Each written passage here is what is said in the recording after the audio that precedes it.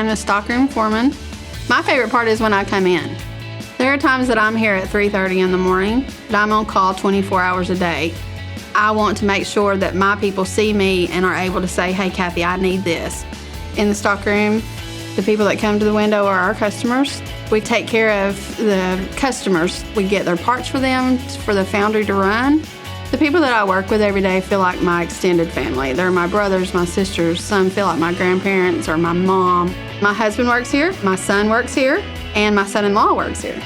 They make you feel at home. If you have problems, if you have good days, if you have bad days, they let you know what's going on. And I am that transparent with my employees as well. Waupaca is an everyday growing facility that is looking for good people to continue the growth. The policy that they have to promote within helped me tremendously because I knew what goal I wanted when I started. I was going to be the next stockroom foreman. If you have the drive, then Waupaca is the home for you.